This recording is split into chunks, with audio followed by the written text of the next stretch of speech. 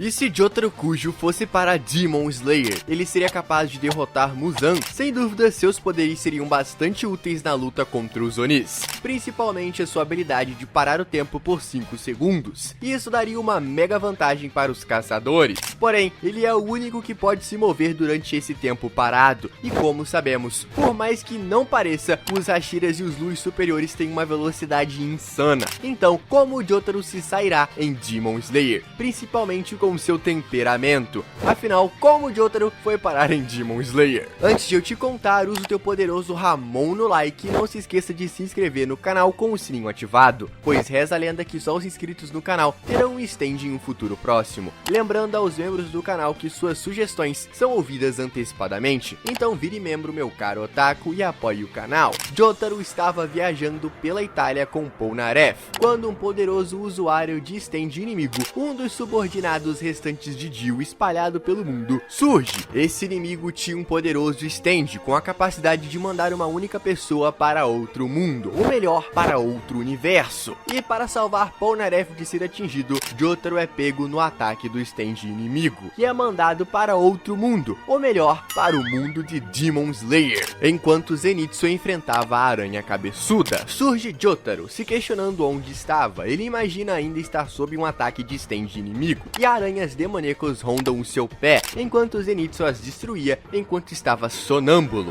Jotaro percebe que a aranha cabeçuda é quem as lidera, e como sabemos, Jotaro é muito direto. Ele, pausando o tempo, aparece em frente ao Oni e o golpeia com seu poderoso stand, Star Platinum. Porém, o Oni se regenera e Jotaro fica pasmo, só que dada a abertura para Zenitsu contra-atacar, ele põe um fim no Oni. E o questionando enquanto Zenitsu estava deitado quase inconsciente, surge Shinobu, que lhe dá um antídoto. Jotaro a questiona e Shinobu diz que por enquanto não tem tempo para responder às suas perguntas, afinal eles estavam em meio a uma missão contra os terríveis Onis no Monte Natagumo. Jotaro entende que para obter informações o quanto antes, ele precisa deter aqueles malditos Onis. Sem mais o que questionar, Jotaro sai voando pela floresta, dando vários murros nos Onis. Lembre-se que o seu stand lhe permite ter essa habilidade, sei lá por quê. Encontrando-se com Tanjiro mediante a luta de Rui, enquanto Tanjiro seria fatiado pelas teias sangrentas do Oni, Jotaro salva parando o tempo e retirando Tanjiro do lugar.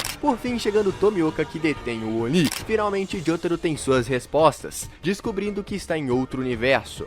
E na reunião dos Hashiras, Jotaro é informado por Ubuyashiki, o líder da corporação dos caçadores, que Muzan pode ajudá-lo a voltar para casa, já que ele tem conhecimento de todos os Onis existentes, cada Oni com seus poderes únicos, então algum deve ser capaz de ajudá-lo. Jotaro, sem nem pensar duas vezes, se junta à corporação dos caçadores de Onis e embarca no Mugen Train com Rengoku e os outros. Mas veja bem, sem uma Nichirin, como Jotaro será capaz de decapitar os Onis? Bem, ele não será capaz, somente ajudará nas missões, pelo menos ainda neste ponto. Então será que Jotaro poderá salvar Rengoku da sua iminente morte contra a casa, o Lua Superior 3? E antes que você pense que a única forma de Jotaro ajudá-lo é parando o tempo, você está muito enganado, e eu vou te mostrar o porquê. Veja bem, quando os Onis de distração usados por Enmo, o Lua Inferior 1, Rengoku, o Hashira das Chamas rapidamente os derrota. No final, eles são pegos pelo Kikijutsu de Enmo. Quando acordam, Enmo se fundiu com o trem e os caçadores precisam salvar os passageiros dos tentáculos de Enmo.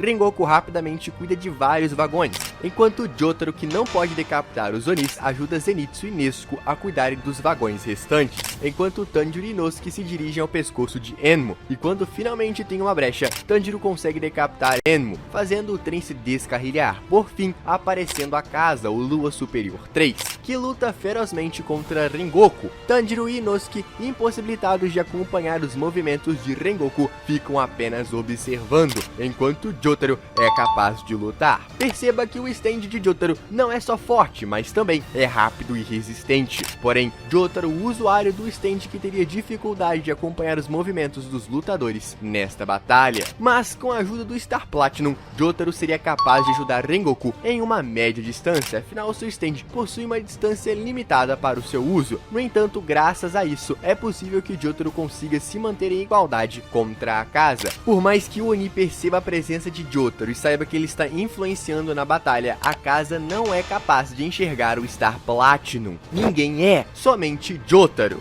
o que lhe dá uma extrema vantagem, e quando a casa vem em sua direção, ele pode parar o tempo e esmurrar o Oni, o mandando para longe e forçando a sua regeneração. E com essa troca de golpes insanos, quando o sol estava prestes a nascer, a casa tentaria fugir, mas Rengoku, com a sua nona forma Purgatório, iria em direção à casa com um poderoso dragão flamejante para segurar o Oni. E antes que a casa pudesse perfurar o peito de Rengoku, Jotaro pausaria o tempo, congelando o Oni no momento exato, tirando Rengoku da direção do ataque e golpeando o Oni no queixo, com um upper direto. E assim que o tempo desacelera, a casa sai voando para o alto, podendo ser atingido pelos raios solares e ser desintegrado pelo sol. Aqui duas mudanças importantíssimas aconteceram. Rengoku está vivo e a casa, o Lua Superior 3, morreu, tudo graças ao Jotaro. Seguindo para o distrito do entretenimento, com o Uzui e os outros, os caçadores lutam contra Daki até ser decapitada por Tengen, e assim surgir Gyutaro, que rapidamente lança seus venenos contra Tengen e os caçadores.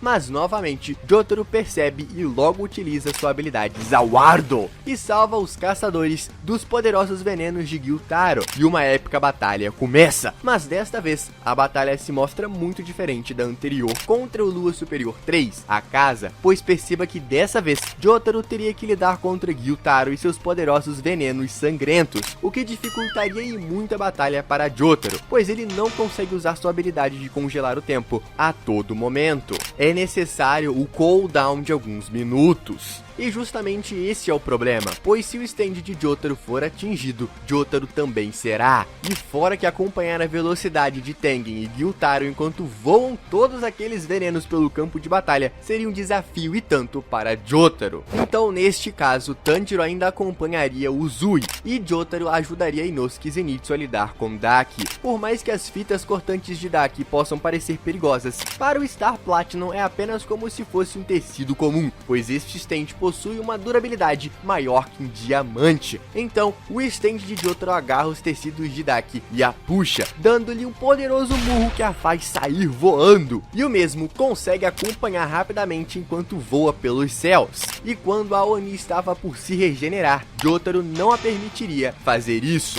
Ele, em uma sequência de golpes insanos, faria vários buracos do corpo de Daki. E antes que ela perceba, Zenitsu e Inosuke chegariam e cortariam a sua cabeça. Já indo em direção a Tengen e Tanjiro enquanto batalhavam contra Gyutaro, Jotaro consegue ver uma brecha e pausa o tempo mais uma vez. E o que ele faz desta vez? Bem, Jotaro chega próximo de Gyutaro e arranca os dois braços do Oni, os jogando longe, e aproxima seu corpo dos caçadores com um murro bem dado. E assim que o tempo é despausado, tanto Uzui quanto Tanjiro têm a vantagem para decapitar o Oni. E quem o faz é Tanjiro, enquanto Uzui segura seus poderosos venenos sanguíneos que vinham em direção aos caçadores. Mas como sabemos, o pescoço de um Lua Superior é duro como diamante. Sendo assim, Tanjiro decapitaria Gyutaro ativando a sua marca de caçador de Onis, pondo um fim nos irmãos Onis, Daki e Gyutaro, os Luas Superiores 6. E graças à ajuda de Jotaro, Uzui ainda se manteria na corporação dos caçadores para ajudá-los nas futuras batalhas. Afinal, ele não se machucou muito a ponto de pensar na sua aposentadoria. Sendo assim, os caçadores ainda se manteriam com sua formação. Porém, Tanjiro danificou sua espada, e com isso ele iria para a Vila dos Ferreiros em busca de sua nova espada. E ao seu lado estaria Jotaro, que também gostaria de ter uma Nichirin para que consiga decapitar os Onis e não precisar da ajuda dos outros caçadores na batalha. Chegando na vila, os peixes demoníacos de Gyoko acabam atacando, e no quarto de Tanjiro, enquanto os caçadores estavam conversando, surge Hanten, o Lua Superior 4, mas é decapitado por Multiro, até que o Oni ativa seu Kikijutsu e assim surge seus clones. Indo em direção ao clone da alegria, Urogi manda Multiro voando em direção a Gyoko. Até então, a luta do lado de Multiro se desenrola da mesma forma que na linha original, mas as coisas mudam aqui. São 4 Onis contra 2 caçadores, ou melhor, 3, pois Genya chega e mete bala nos Onis, e Jotaro, pausando o tempo, é capaz de esmurrar cada clone rapidamente que estavam em uma curta distância, esmagando as suas cabeças na base da porrada. Os Onis percebem que Jotaro e os caçadores são muito fortes, então eles se unem e se transformam em Zohokuten, invocando poderosos dragões de madeira contra os caçadores. Jotaro consegue se esquivar facilmente dos ataques do Oni, e à medida que os dragões de madeira vêm em direção a Jotaro, ele os arrebenta com poderosos golpes do Star Platinum. E pausando o tempo mais uma vez, Jotaro consegue chegar perto do Oni rapidamente e esmagar a sua cabeça, cessando grande parte de seus ataques contra Tanjiro e os outros, permitindo que eles corram à procura do Mini Hantengo, o clone original do Oni, tendo um fim nas mãos de Tanjiro, que o decapita e salva a vila, antes mesmo do nascer do sol e antes que Mitsuri chegue. Neste ponto, Muzan estaria furioso, pois todos os seus dois superiores que se encontraram com Jotaro tiveram seu fim, mas Muzan acha isso maravilhoso, pois foi graças a esses encontros que Muzan descobriu as habilidades de Jotaro, principalmente a sua habilidade especial, a habilidade de parar o tempo, tal coisa que Muzan deseja muito. Então ele decide ir para a corporação dos caçadores a fim de comer Jotaro e ter o seu poder para si, sendo capaz de se tornar invencível. Chegando à sede dos caçadores de Onis, Muzan leva todos para o castelo infinito, colocando os caçadores de frente contra seu respectivo oponente. E o mesmo time permaneceria igual contra Kokushibo, o Lua Superior 1, tendo uma única mudança: Uzui entraria na batalha antes que um ataque de Kokushibo pudesse matar Multiro, salvando Hashira da brisa, da névoa, enquanto Douma enfrentaria Shinobu, Tanjiro, Rengoku, Tomioka e Jotaro. Será que Shinobu seria capaz de sobreviver aqui? Veja, com a adição de 3 poderosos caçadores e um amigo que agora pode parar o tempo,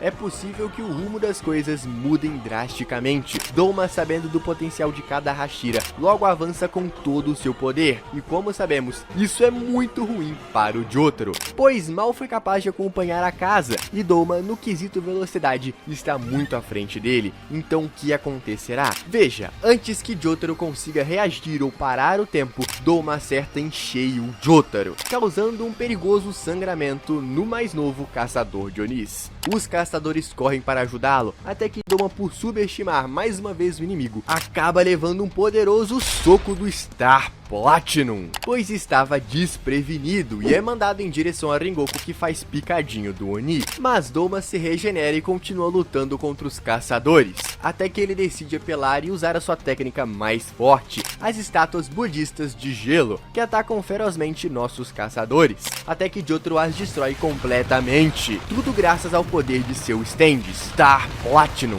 Douma fica impressionado com a força de Jotaro, se descuidando e sendo ferido por Shinobu, e graças a isso, o veneno da Hashira do inseto está no corpo de Douma, o afetando seriamente. E Jotaro, se aproximando do Oni, ele cria mais uma estátua para cessar a sua investida. Porém, Jotaro está furioso e não há nada que o pare. Com a sua habilidade Starfinger, os 2 dedos do Star Platinum atravessam a estátua de Douma e acertam seu olho, o deixando furioso e cego de raiva, dando abertura para Tomioka atacar e decapitar o Oni, dando um fim no Lua Superior 2. Douma! A batalha acaba antes que os reforços cheguem, ou seja, Kanao e Inosuke, e indo em direção a Muzan. A batalha contra Kokushibo também foi um pouco mais rápida do que o esperado, graças a Tengen, que também desbloqueou a sua marca de caçador. Na batalha final contra Muzan, o Oni se mostra muito forte e hábil para Jotaro, não tendo uma oportunidade para chegar perto do Oni, porém desta vez Jotaro está com a sua espada, então ele consegue cortar os tentáculos de Muzan, e pausando o tempo em certos momentos, ele conseguiria salvar os caçadores de sua iminente morte contra Muzan, o rei dos Onis. Infelizmente, Muzan diz que não pode ajudar Jotaro, então sua única escolha seria lutar ao lado de seus novos amigos, os caçadores de Onis. Até que em um ponto da batalha, o Jotaro tem uma oportunidade criada por Tanjiro, e pausando o tempo próximo de Muzan, com o Star Platinum usando uma Mega Nichirin em literalmente questão de segundos, Star Platinum fatia completamente Muzan, destruindo quase todos os seus corações e cérebros. Ele foi capaz até de cortar a cabeça do rei dos Onis. Jotaro e os caçadores respiram aliviados, achando que o rei dos Onis foi derrotado. Porém, Muzan ainda pode se regenerar e, furioso, ele caminha em direção a Jotaro, dizendo que os esforços dos caçadores foram inúteis, mas o sol estava prestes a nascer, o que culminaria o fim do rei dos Onis. Muzan furioso tenta fugir, porém graças à habilidade de voo de Jotaro, ele aterriza na frente de Muzan e recitando um belo poema, ele pretende acabar com Muzan ali mesmo. Abre aspas. Yari Yari Daze, Jotaro Kujo 2024. E assim, pausando o tempo com seu Zawardo, com um poderoso gancho de direita, Jotaro manda Muzan voando pelos ares, fazendo com que o rei seja atingido pelos raios solares e seja completamente desintegrado, pondo um fim em sua tirania. No fim, Jotaro, mesmo quase impossibilitado de lutar por causa do ferimento de Douma, conseguiu ajudar na derrota do rei dos Onis. E Jotaro sente que estaria prestes a voltar, ele se despede dos caçadores, e parece que Polnareff conseguiu capturar o usuário de stand misterioso e trazer Jotaro de volta. Mas e aí, curtiu o vídeo? Eu espero que sim. Então dá aquela força, deixando o poderoso like aí embaixo e se inscrevendo no canal. Comente o próximo personagem que você quer ver aqui neste universo. E eu separei este vídeo para você assistir, eu te garanto que não vai se arrepender. Te vejo lá, Otaku!